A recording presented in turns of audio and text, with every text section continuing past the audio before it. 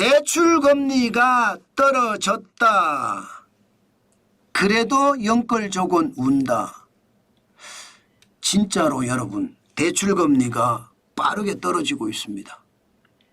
2024년 지금 대출금리가 4.08%까지 떨어진 적도 있거든요. 그런데 2025년 4월에 4.36%까지 떨어졌습니다. 계속 떨어지는 거잖아요. 지금 2024년 11월 4.79% 이후로 12월, 2025년 1월, 2월, 3월, 4월 5개월 연속 가계대출 가중평균금리가 쭉쭉 빠지는 거예요. 그러니까 대출받은 사람들 입장에서는 이자에 대한 부담이 그만큼 준다는 뜻인가요? 여기에다가 신용대출에 대한 상황도 많이 떨어지고 있습니다. 지금 현재로 보면 2022년 12월에 7.97%에서 쭉 떨어졌어요. 2025년 4월에는 5.28%까지 떨어졌어요. 여기에다가 주택담보대출의 금리도 떨어졌습니다. 주택담보대출의 금리도 이제 4%가 깨졌어요. 2025년 3월만 하더라도 4.17%였거든요. 그런데 4월에는 주택담보대출의 가중평균금리가 3.98%까지 떨어졌습니다.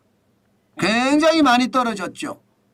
그러면 여러분 주택담보대출 금리도 떨어져, 신용대출 금리도 떨어져, 가계대출 금리도 떨어져, 다 떨어졌잖아요. 이렇게 되면 아무래도 영끌족의 이자 부담은 어떻게 될까요? 줄어들죠.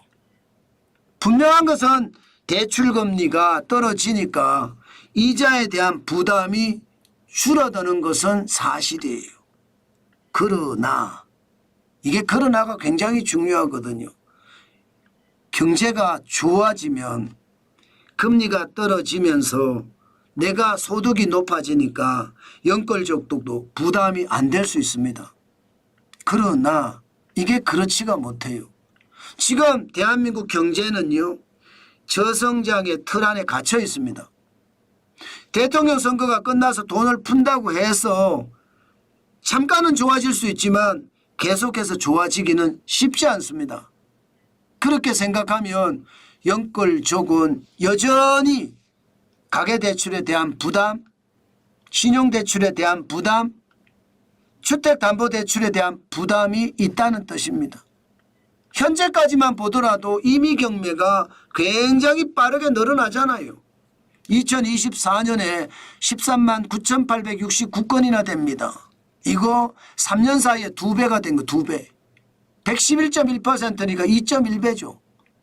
2021년에 6만 6,248건이 7만 3,621건으로 늘어나서 13만 9,869건이 된 거잖아요.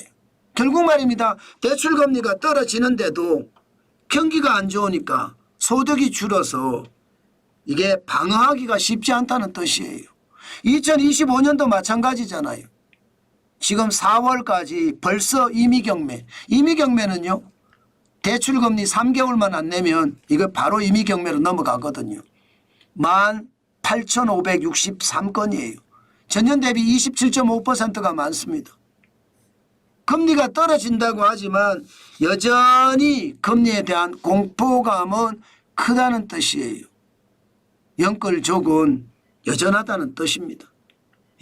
많이 떨어진다고 하더라도요. 게다가 기업도 만만치 않아요. 떨어지긴 떨어지지만 기업도 여전히 말입니다. 2025년 4월 기준으로 보면 4.14%입니다. 가중평균금리가 만만치 않죠. 게다가 이자는 3% 밑으로 떨어졌어요. 저축은행의 예금금리는 2.71%까지 떨어졌고요. 결국 말입니다. 지금 금리의 어떤 상황은 여전히 힘들다. 아마도 말입니다. 한국은행이 내일이죠. 금리를 내릴 겁니다. 0.25%. 내리더라도 여러분 저성장의 기조가 계속되는 한 저는 어려울 수밖에 없다 이렇게 생각합니다. 게다가 예금금리도 내려가잖아요. 그러면 은행 이자로 먹고 사는 사람들 입장에서는 여전히 고난스럽다 이렇게 생각합니다. 그만큼 상황이 좋지 않습니다.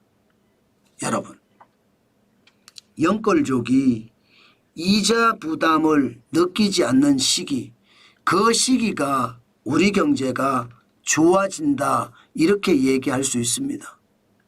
금리를 내린다고 영끌족의 부담이 없다 이것은 아닙니다.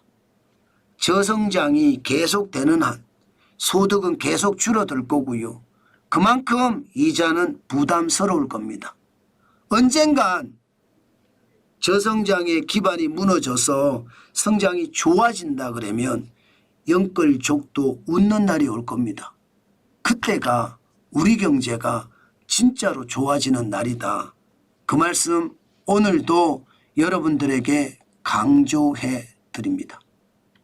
참 경제를 생각하면 요즘 참 어렵다. 그 말 틀리는 말이 아니죠. 아마 대부분들이 그렇게 느낄 거예요. 경제가 좋아지는 게 쉽지 않다는 것을.